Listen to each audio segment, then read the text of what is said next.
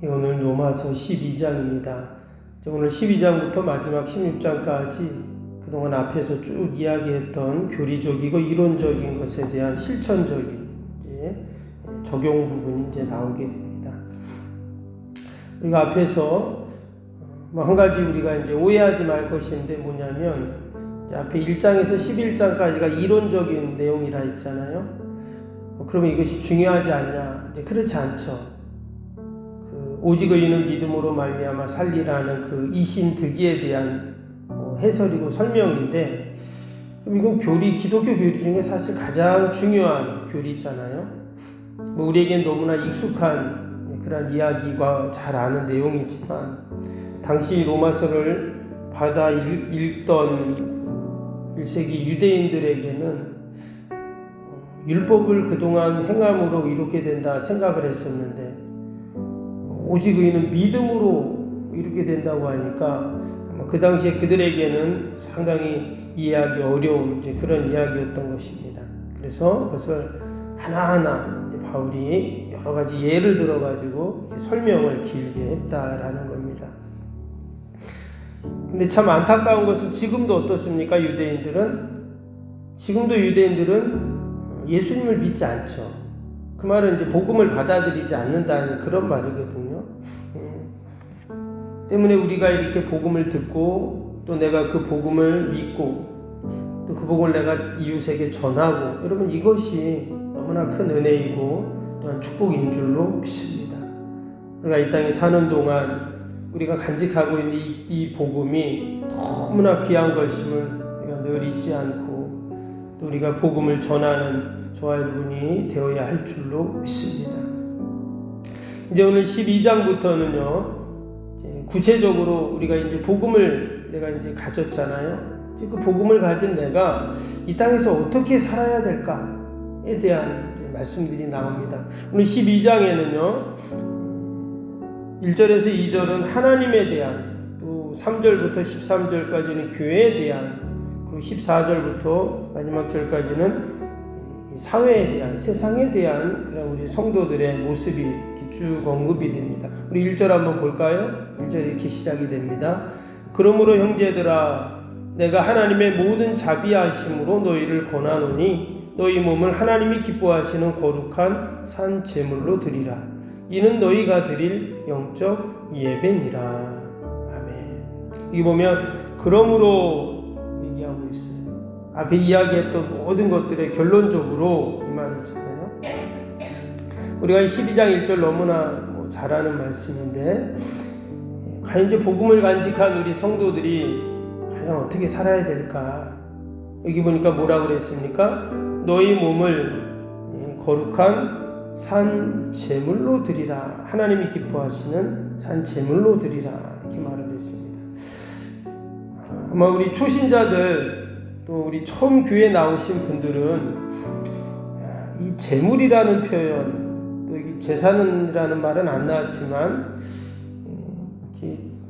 제사를 드리잖아요. 그렇죠? 믿지 않는 사람들. 그래서 이 유교에서, 우리나라에서 드리는 제사와 이 성경에 나오는 제사를 헷갈릴 때가 있어요. 그렇죠? 근데 이런 우리가 드리는 이 제사는 어떤 제사입니까? 조상 신에게 드리는 제사잖아요. 그렇죠? 근데 우리 말씀에 나오는 이 제사는 우리가 희생제물을 가지고 하나님께 드리는 제사, 지금의 예배를 분명히 말하고 있습니다.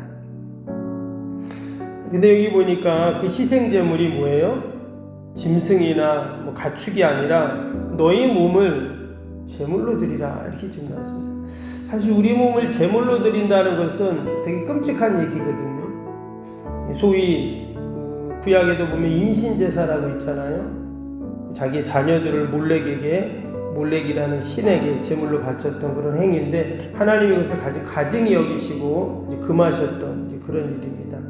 근데 왜 지금 바울은 너희 몸을 산 제물로 드리라, 또 이것이 바로 너희가 드릴 영적 예배다, 이렇게 지금 이야기를 했습니다.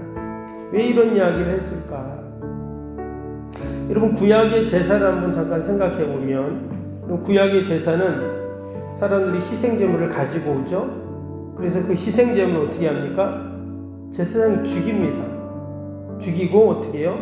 그 다음에 이제 제단 위에 올려놓는데, 그러면 살아있는 지금 산재물을 제단에 올리지는 않습니다.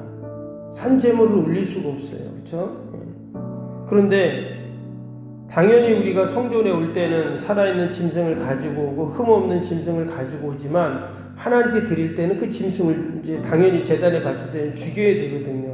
근데 지금 바울이 이야기한 것은 뭐라고요? 산재물이라고 해요. 산재물. 이것은 다른 말로 하면 구체적으로 우리의 삶의 현장을 말한다는 거예요. 여기서 보면 물리적인 우리의 신체만을 말하는 게 아니라 우리의 시간, 또 우리의 모든 에너지, 노동, 물질, 우리의 삶의 모든 영역을 지금 다 말을 하고 있어요. 그래서 우리가 하나님께 드릴 예배는 교회 와서 이 1시간 아니면 30분 예배 드리는 이 시간만 예배가 아니라 뭐라는 거예요? 우리의 삶 전체를 통해서 예배가 되어야 된다 하는 것을 말하는 거예요. 그래서 하나님이 기뻐하시는 예배는 어떤 예배라고요? 우리의 삶을 통해서 하나님께 드리는 예배다 하는 얘기를 지금 하고 있습니다. 2절도 볼까요? 2절 보니까 너희는 이 세대를 본받지 말고 오직 마음을 새롭게 함으로 변화를 받아 하나님이 기뻐하시고 선하시고 온전하신 뜻이 무엇인지 분별하도록 하라. 여기도 보면 이 세대라는 표현이 나왔잖아요. 그렇죠? 그리고 우리가 하나님께 드릴 예배는 그냥 장소에 국한된 딱 시간에 국한된 그것이 아니라 바로 이 세대 가운데 이 세상 가운데 우리가 하나님께 드릴 그런 예배라는 것을 지금 계속 이야기를 하고 있는 것입니다. 그리고 더 나아가서 그 예배는 이제 3절부터 쭉 나오는 내용이 뭐예요? 은사에 대한 내용이에요. 은사. 그렇죠? 그래서 밑에 6절 한번 보세요. 6절 보면 우리에게 주신 은혜대로 받은 은사가 각각 다르니 혹 예언이면 믿음의 분수대로, 혹 섬기는 일이면 섬기는 일로, 혹 가르치는 자면 가르치는 일로, 혹 위로하는 자면 위로하는 일, 구제하는 자는 성실함으로, 다스린 자는 부지런함으로, 긍휼을 베푸는 자는 즐거움으로 할 것이다.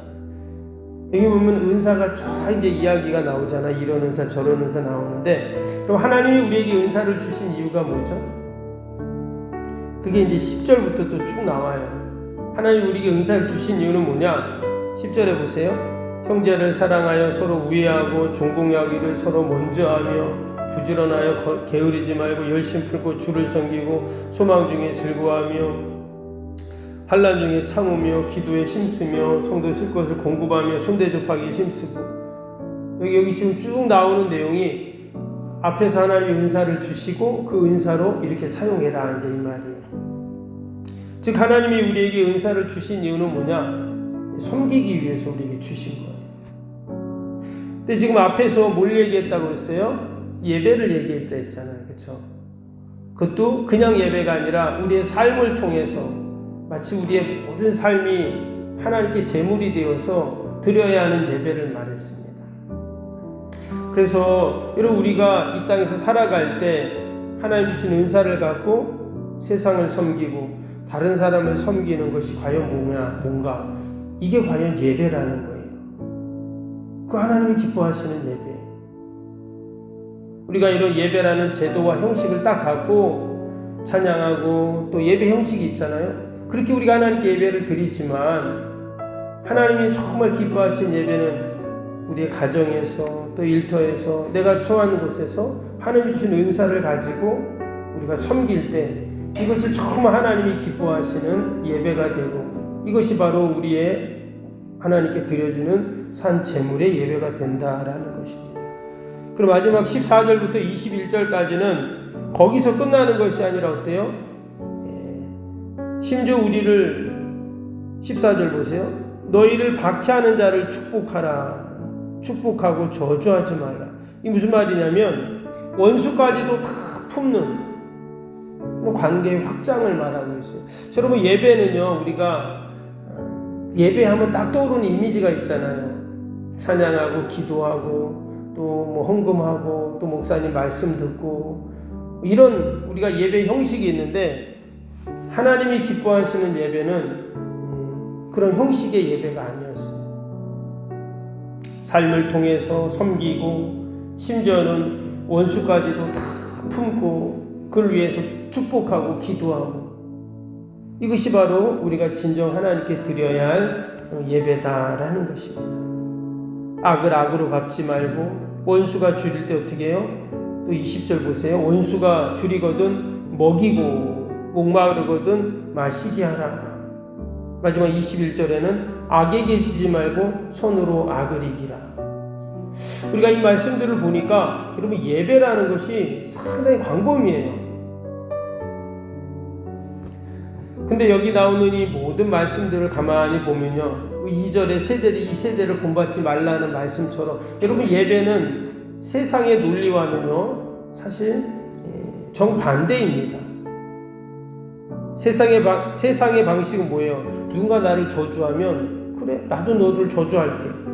누가 나에게 해를 가하면, 그래, 나도 너에게 해를 가할게. 이게 세상의 논리거든요. 그런데 지금 예배는 어떤 거예요? 정반대입니다. 악을 선으로 갚으라고 그렇게 말했어요. 그래서 우리가 하나님 앞에 늘 예배자로 서 있다는 말이 그 말입니다. 하나님이 우리에게 주신 그 귀한 복음을 받아들이고, 내가 간직하고, 이 땅에서 정말 하나님이 주신 그 은사로 내가 섬기고, 또 도리어 선으로 악을 이기는 삶. 여러분, 이것이 바로 하나님이 기뻐하시는 그런 예배의 삶인 줄로 믿습니다. 오늘도 저와 여러분이, 우리는 다 예배자임을 우리가 기억하고, 오늘도 저와 여러분을 통해 우리의 삶이 날마다 예배로 하나님께 영광 돌리는 은혜와 축복이 있기를 주님의 이름으로 축복합니다. 우리 오늘도 말씀 생각하면서 월요일 기도 함께 기도하도록 하겠습니다. 월요일 기도입니다.